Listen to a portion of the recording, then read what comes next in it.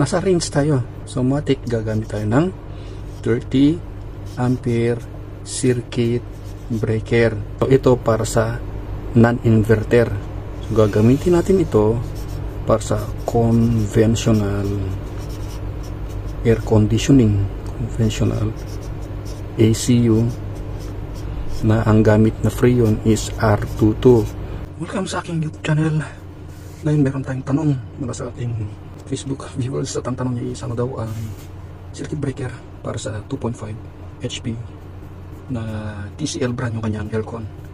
At in-screenshot niya yung nami-measure niyang amperahe na 10.37. So I assume na yun yung kanyang RLA. Meron kasi tayong dalawa, meron ding FLA. So ito, gamitin natin yung rated input ng air conditioning unit ACU is yung sa kanyang brand is Aircon TCL yung brand niya. Nakameasure siya ng 10.37 para sa kanyang run lock ampere. At yung FLC niya is hindi ko alam. So sasagutin natin siya gamit naman si 2.5 HP na inverter din na ito si Panasonic, na ang kanyang run lock ampere is 8.8 ampere at ang kanyang full load ampere is 11.7 ampere. So ito ang gagamitin natin guys. So papasok pa rin tayo kay PEC dahil si PEC meron siyang multiplier para sa kanyang application and selection para sa motor compressor, na ito ay nasa article 4.40.3.2. Ito nga yung para sa minimum niya at ito nga yung para sa max. So ito yung multiplier natin. Pasok natin si run lock ampere niya. Kapag i-compute natin ito, so ito apply natin kasi para sa motor compressor naman ito. Sige, ito 8.8 ampere times sa minimum na 1.75% is equal to 20 ampere. Samantala itong FLA 11.7 times 2.25 na multiplier is ang lalabas 26 ampere. So dito maaari tayong gumamit ng ampere para sa circuit breaker. So gamit yung rated input ng ECU guys na ito yung inverter type inverter para sa 2.5.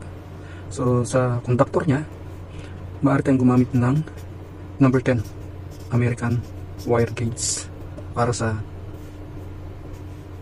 huwag natin pagtabihin circuit breaker. Yan. So gamit pa rin si PEC.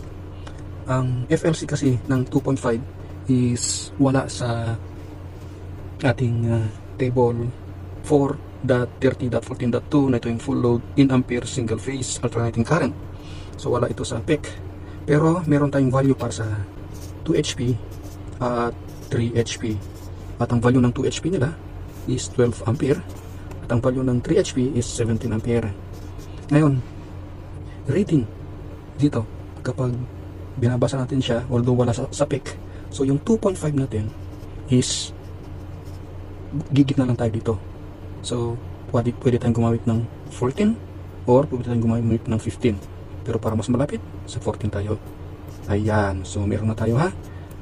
Ginamit lang natin ito kasi ito wala yan. So assuming na 14 ito ha. So ang FLC sa PEC is 14 ampere. Ayan.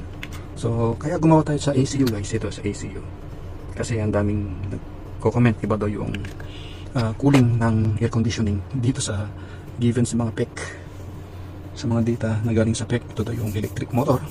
So ayan na, gumawa tayo guys ha, gumawa tayo.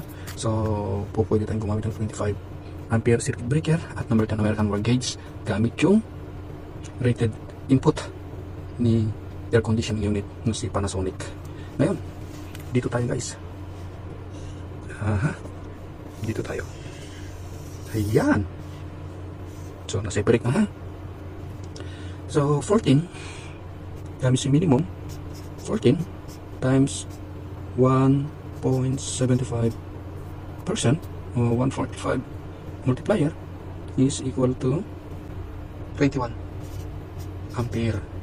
At gamit naman yung max na multiplier is 14 times 2.25 is equal to 31 ampere.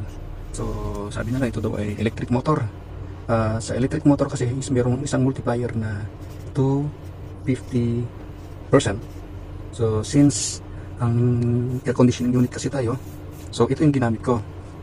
Ito yung ginamit natin na multiplier kasi ito under ito ng 4.40.3.2 ni Philippine Electrical Code. So hindi ko ginamit ito dahil ito ay para sa mas mataas na multiplier, ito para sa electric motor. So hindi yan ang ginamit natin guys ha, kasi aircon tayo ha, aircon, hindi electric motor. So dito nasa range tayo, so matik gagamit tayo ng 30 ampere circuit breaker. So ito para sa non-inverter. So gagamitin natin ito para sa conventional air conditioning, conventional ACU, na ang gamit na freon is R22. So yun na lang ang pagkakakilanlan nyo, R22. Samantala ito, pwede natin gagamitin ito sa conventional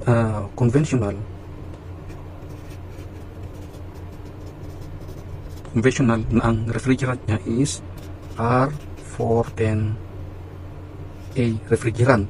Ito kasi is meron ng 26% energy saving. So ang compressor na nito is scroll type. Samantala ito, ang compressor nito is reciprocating, na ito ay napakataas ng starting niya. Reciprocating compressor or yung tinatawag na piston type. So magkaiba na yan guys ha. Although ito kanina ginamit natin sa inverter, both conventional pero magkaiba. Number 10, 25. Dito naman 30 ampere circuit breaker. Dito 30 ampere ang circuit breaker niya. Ang wire na gagamit natin is number 10. O pwede naman siya number 10 American wire gauge. So yan lang mga idol, i-circuit breaker natin is meron tayong difference na 0.5. Okay? So sana nasagot natin yung mga katanungan, at kung mga tanong magtanong na lang po tayo. Maraming salamat sa panonood. Until next time, God bless.